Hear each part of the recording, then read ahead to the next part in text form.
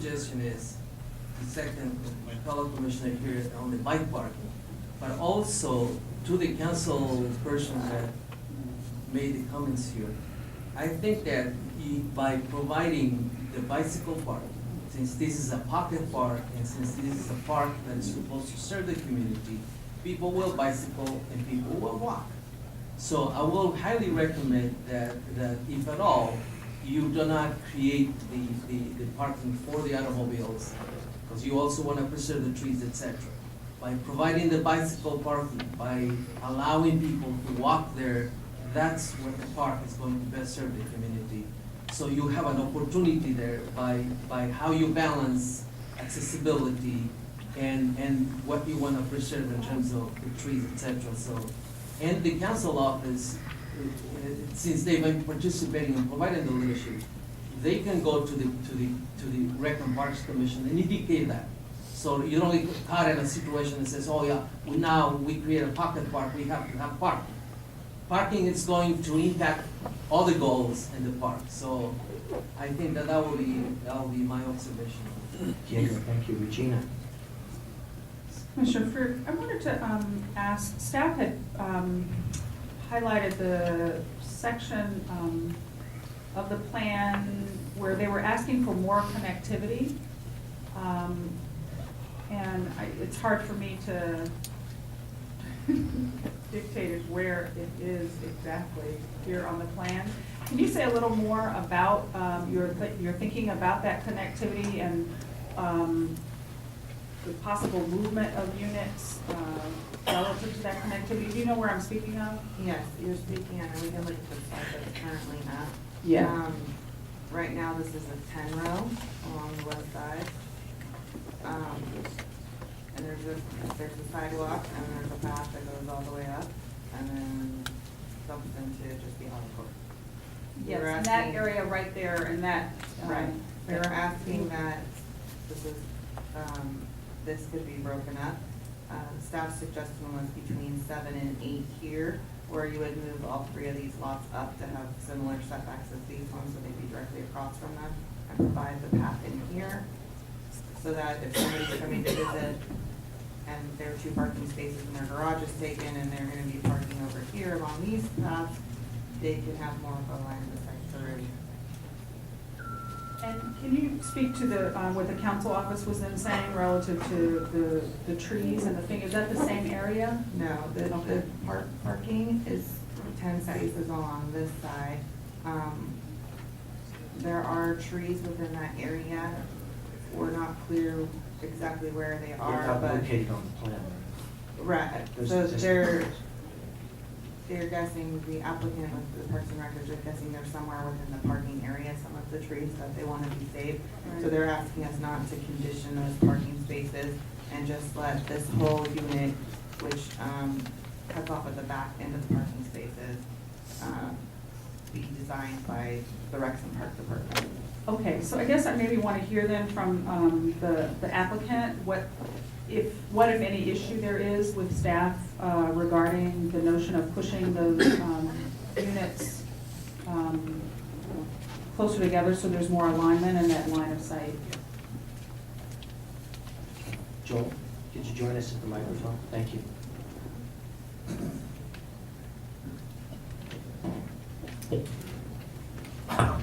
Joel Miller.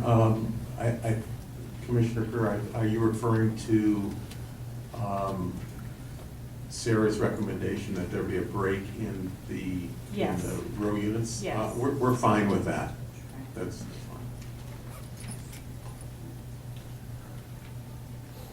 fine.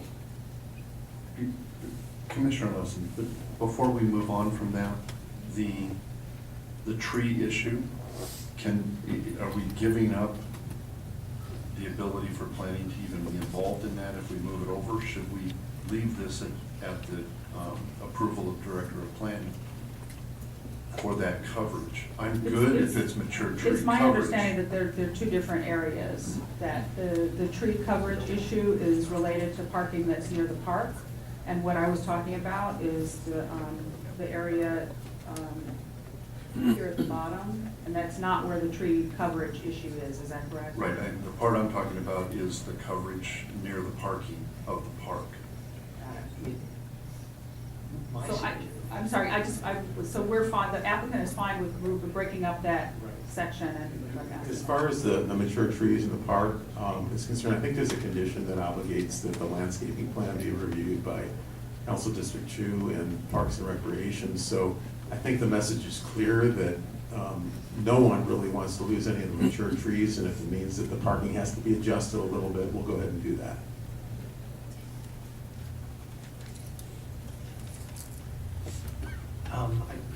I'm ready to weigh in, I think.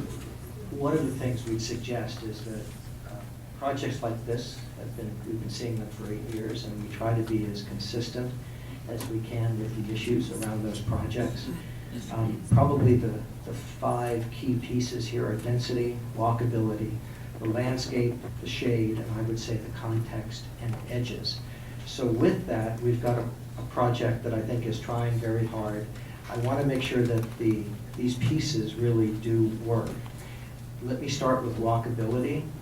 What I do when I look at a plan like this is I take each unit and I say, if I want to go to and from that unit, how do I get there? I think there's a series of issues that, in a way, the walkways are starting, but they don't always connect and link up. So I'm going to make a series of suggestions, commissioners, to get us there. And I do think I'm going to recommend taking out a couple of units, because I do think my test for density is that when I look at a plan and I see the walkability not working, I see the context and edges compromised, usually that means that the density is not quite fitting on the site. So in an effort, I think, to be as respectful as I can to the efforts that the architect and the applicant have done, I'm going to make a few suggestions. Commissioner Rushford, I'm sorry, just Dana. before you do, I Please. have one question that'll help me understand this project a little better. When I look at the site plan, I look at the west border, so along that 10 row, and then continuing, I guess, north from there. Are there walls what is on the other side of those walkways? This portion of the There's a project. property line wall, right, Sarah? Right, this is part of the project, part of the track map portion of the project. It is part of the school currently, but it will be developed into 4 single-family homes, Right. and the cul-de-sac will be improved. But will There will be there an be a 8-foot wall along the L shape of the property. And now I have a better visual, thank you. So I'm going to list a series of pieces, commissioners. Please advise me if you agree or don't. And Sarah and Jay, could you take a list? Because I think I would be ready to make it as part of the motion. Number 1, regarding the setback issue, I do think that the 10-foot setback is a reasonable one and should be consistent on both Hazelton and Sherman Way. I think that might require losing the 2 end units to make that work. And so that would be one of my conditions is, in terms of the site plan review, we continue that setback. I'm talking about units 14 and 15. Commissioner Rushford, can you just say a little bit more about that relative to the consistency and why it's important for walkability to et cetera? Yeah, I think what we're looking at is the ability to really reinforce the sidewalk. And this is actually a less restrictive setback than the adjacent buildings. And I think the ability to be consistent along that edge is going to really enhance that street, as well as provide a kind of consistent identity. The applicant has done a good job, as the architect has, in giving us entries on the sides of those units. So I'm very comfortable with the urban design of the units, but I do think the loss of the setback there is inappropriate to the nature of the street.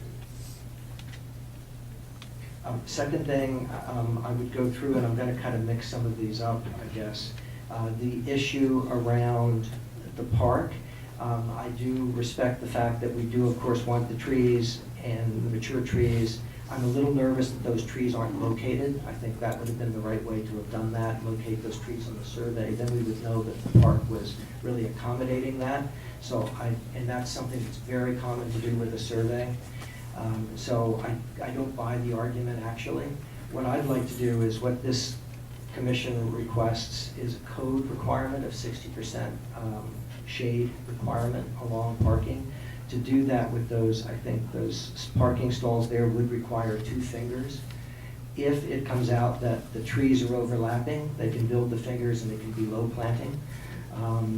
If it doesn't, then we can have a tree there if there's room. But I would like to make the condition that 2 fingers would be put into that parking just to the west of the park. One of the things that we need to do is make sure that all the walkways are connecting. The biggest issue, I think staff has recommended, and I like this idea very much, is to create a walkway through somewhere between 8 and 9. If we lose those units at the end, I think you'll have room to do that. I think the other thing, Sarah, you mentioned, and I'd like to reinforce it, that there should be sidewalk, crosswalk-like changes in the paving that would really describe where you can walk safely and let the drivers recognize that walking there is a good thing. So between 8 and 9, we're looking at sliding those units over and creating a walkway. I think that when I look at, say, for example, Unit 124, if I want to get to the park, I'm not going to walk all the way to the north and around. So I think that driveway, that walkway needs to connect to the south. To do that, I think I'm going to recommend as a condition losing Unit 24 so that you have a legitimate connection there where the walkway does move through and connects to the south. When I look at the units that we've been talking about, 99 through 103, the walkway to the west, again, doesn't make sense to me. Those units are not going to walk to the west to get to the east. So I would suggest eliminating that walkway along the west edge of units 103 and 104.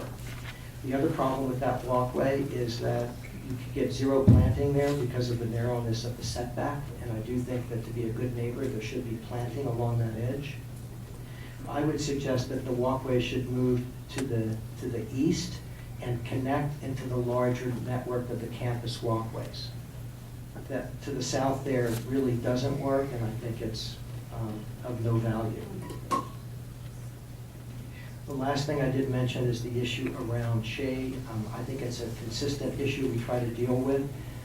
The one problem I see with this type of housing is what are being called here the auto courts. What those mean is you've got half of the windows of every unit looking onto a treeless asphalt driveway. And we look at shade for 2 reasons. One is to create, to address sustainability around heat islands and microclimates. And without that 60% shade, these become really a problem. What we've been asking, and I think this is a step in the right direction, we do see planting pockets between every unit. I want to thank the designers for that. I think in addition to the bay windows there, I would suggest that we can do a continuous trellis that helps at least shade the bottom portions of that building and gives us the ability to move to, I think, a more moderate climate in those hot areas, and also visually to be less impacted, as, again, half of the windows of those units look out on those driveways. I agree with staff on at the end of each auto court that there should be some sort of headlight barrier, and I guess I would define, Sarah, you can help me do this. I think it should be something like, at least at a minimum, a small masonry wall covered with stucco at a, our code height that will protect the headlights from flashing out across the walking streets. So that would be the end. It's 1, 2, 3, 4 locations, I think, Sarah? Right, under, condition on page Q2, under 4H at the top, right at the top. Yeah. So, you just want to modify that condition to say, To make it more specific, so we know what Yeah. we're getting at a minimum. And if, can you do your specific again? I'm going to suggest that it should be, I don't know, what is the height? Is it like at 40 32, 30. inches, I think? 3.5 feet is normally the front yard. Yes. height. So let's do a 40-inch concrete block wall that would act as a screen wall. It would be stuccoed and to match the finish of the buildings. It doesn't have to connect to the buildings. In fact, I think it probably shouldn't, but it should make sure that it does the job of a headlight shield. My last point is that on a number of the sidewalks, especially in front of 99 through 103, the distance there is only 13 feet. I think that becomes difficult. Oh, it's also on the units 5 through 13. To get a tree in there with the walkway up against the fence. I'm going to suggest in front of both of those units, this is a side and a context issue, that the sidewalk should be moved closer to the building so that a tree actually has room to grow and survive there. Sarah and Jay, does that make sense? I'm suggesting in those two areas that you move the sidewalk closer to the units so that we get a legitimate tree space. So by losing a couple of the units near 99 through 103 and 5 through 14, creating that tree through like these trees. You just want the walkway moved? No, that's You not want the thinking- walkway moved closer to the building? Yes. So that they can have, So it's a real planning solution. landscaping on the other side of the walkway, opposite the walkway. For them to be good neighbors there, the trees have to grow, and in that space right now, there's no height for any kind of canopy. And so my final thing is that I think the landscape plan probably is not as strong as it needs to be. We normally see a much more articulate and full landscape plan. So my final condition would be that the landscape plan would be subject to the review of the Director of Planning and their satisfaction. Those are my points. Commissioners, any questions or comments or changes to those points? Commissioner Perlman, I think those are great points. I would just like to ask on your second to last point regarding the relocation of the walkway. I'd like to make the same suggestion from the 135 to 123, 122 to 135, that long stretch. Sarah, I think would be much better along that as well. Can you repeat the unit numbers? Sure. That's the one, the long stretch along the east side, 122 to 135. Yes. So that the walkways are close to the buildings with landscaping close to the walls, softening that surface a little bit. And then the one thing I'd like to augment that I mentioned before, that if this was in the form of a motion, would be to add the 35 parking included in the park. Thank you for both of those, and I think if I am making a motion, which I think I am, I'm happy to include that as a friendly amendment. And I do want to make sure, Sarah, that we are talking about paving description, and they're saying only in the private driveways, not in the auto courts, right? They The committed. whole, all of the applicants state to that, but I believe all the common access driveways are going to be paved. All right, so it's all the driveways, including the auto courts and the private driveways. Joel, do you want to comment on that? Sorry, I didn't hear the question. Is the paving in the common access driveways all decorative paving? Yes. The intent is that the pathways are going to be different from the auto carts and the driveways, different material. Okay, but the entire asphalt, all the driveways you're showing are going to be pavers. Yes. All right, and then somehow you're going to differentiate those crosswalks Right. at those locations. And along with the landscape plan, I would ask that the Director of Planning reviews that walkability diagram. I think it's really important, maybe this is something that would help our applicants, that they actually do a walkability diagram that shows accessibility from every unit. That's not a hard job, and that would have saved the time today. No one is going to walk left to go right, and so I think we need to have a responsible and thoughtful walkability plan on these campus designs. I think I have a motion, James. Joel? If I could just ask for one clarification, I understand. By the way, I think that all of your suggestions are really good, and I think it will improve the plan. I would like to just ask a couple of questions. One, I understand the connectivity issue, trying to connect the pathway that runs along behind lots 122, and behind 24, then behind 37, but I think that we could accommodate that without the loss of lot 24 by shifting those half a dozen units to the east. So I'm just wondering if we could address your connection issue and to the satisfaction of, let's say, the planning director, without the loss of 24, would that be acceptable? I think I'm gonna stay with my condition, Joel. One reason is that the density here is, I think, from my perspective, is pushing the limits. I think rather than smashing those up on that driveway, I think the loss of that landscape there would be a problem. So respectfully, I'm gonna stay with my condition. I do have a motion. Do I have a second? Second. James, would you poll the commission, please? Certainly. Commissioner Roshan, Yes. Commissioner Pearlman, Yes. Commissioner Cardoso, Yes. Commissioner Freer, Yes. Commissioner Lesson, Yes. motion carries. Thank you very much. I'd like to take a 5-minute break and then we'll resume with our next